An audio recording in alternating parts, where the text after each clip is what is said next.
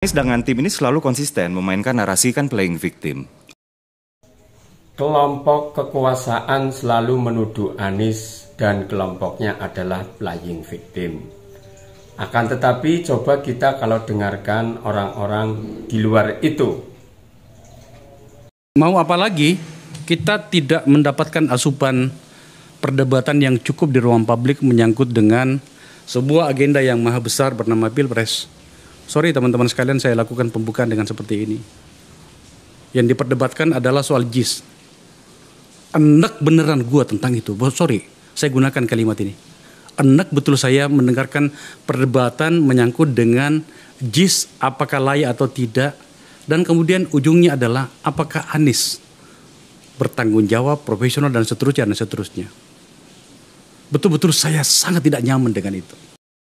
Apa yang disampaikan oleh Pak Akbar Faisal sungguh sangat jelas bahwasanya ini semua memang tidak pantas dibicarakan guna meningkatkan kualitas nilai demokrasi kita. Value demokrasi kita semakin menurun dengan bukti bahwasanya seolah-olah yang dirasakan adalah agar bagaimana Anies itu tidak bisa maju menjadi capres. Tentunya pihak kekuasaan sangat gerah dengan anggapan penjagalan dan lain sebagainya. Tapi sungguh sangat sudah nyata bahwasanya JIS yang kita kalau dengarkan juga dari Noel, dari pendukung Prabowo Subianto juga nanti kita dengarkan. Coba kita dengarkan apa kata Noel. Jangan terlalu jauh dong. Itu menarik sekali ya persoalan polemik stadion ini. Ya semua punya argumentasi, tapi alangkah baiknya saya pada posisi bukan membela Anies ya. Kalau semua orang karena hasrat kekuasaan kemudian menegasikan sebuah karya anak bangsa, menurut saya itu tidak fair juga. Akhirnya bangsa ini terus larut dengan kebencian, dendam, bahkan sampai coba menihilkan sebuah karya. Itu tidak fair. Tadi apa yang disampaikan Bung Ges itu kan menarik. Gak mungkin namanya stadion itu tidak ada tim audit khususnya rumput. Apalagi tadi disampaikan PUPR juga ada tim audit dari PUPR, kemudian pasti ada tim internal dari Mas Anies sendiri. Kita berharap apa yang dilakukan oleh para politisi bisa meningkatkan value nilai demokrasi di negeri kita. Kita pun sebagai pendukung Anies Baswedan tidak ingin kasus HAM selalu diisukan untuk menyerang Prabowo. Karena jika kita mau menuntaskan kasus HAM yang dicurigai selama ini, isu-isu yang muncul selama ini, harusnya adalah yang berkuasa harus meneruskan atau menuntaskan kasus permasalahan ini. Tapi nyatanya tidak terselesaikan. Bahkan malah di rumor sana banyak rame bahwa orang yang berkompeten seharusnya menuntaskan kasus HAM ini justru malah mengendorse orang yang diisukan melanggar HAM. Jadi oke lah, itu udah masa lalu. Jadi kita ayolah kita naikkan value demokrasi kita. Kemudian juga ada yang disampaikan oleh Ges Khalifah, bagaimana Anies ternyata diumumkan, dideklarasikan menjadi capres tanggal 13 Oktober itu karena Anies Baswedan mau ditersangkakan oleh KPK dengan Formula E.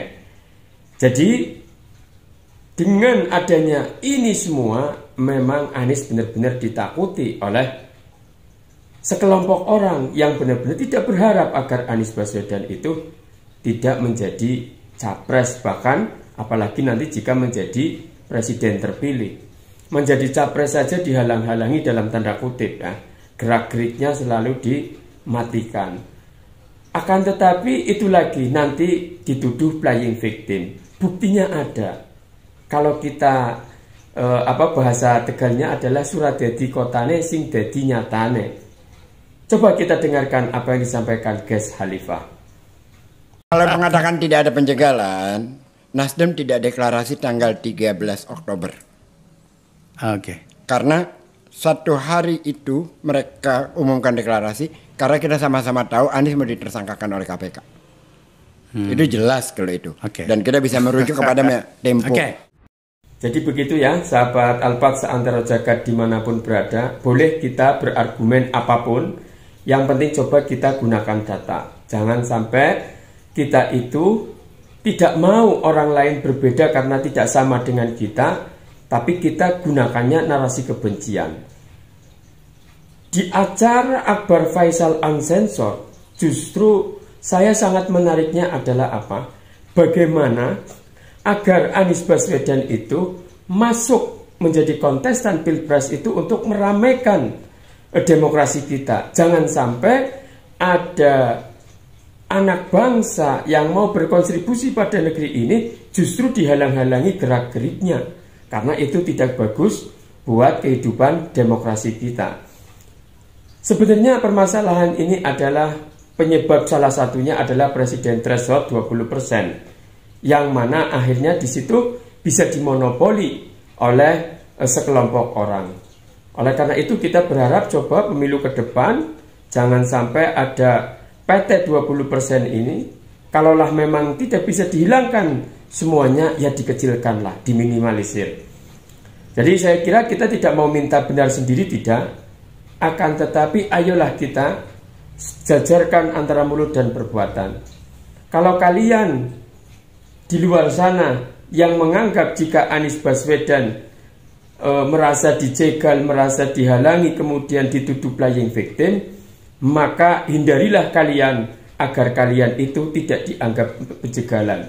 Saya kira seperti itu. Sepakat boleh, tidak boleh juga tidak apa-apa. Jangan gunakan sentimen, gunakan argumen. Kita berbeda boleh, yang tidak boleh adalah bermusuhan. Kita beda pendapat boleh, beda pilihan boleh, beda kandidat boleh. Yang tidak boleh adalah bermusuhan. Jika kalian tidak mau perbedaan, maka kalian tidak mau dengan demokrasi ini. Dengan adanya perbedaan, di situ ada kontrol. Akhirnya yang berkuasa tidak otoriter. Begitu ya sahabat Alphard seantero jagat dimanapun berada. Sampai jumpa. Jangan lupa subscribe, like, comment, and share. Assalamualaikum warahmatullahi wabarakatuh.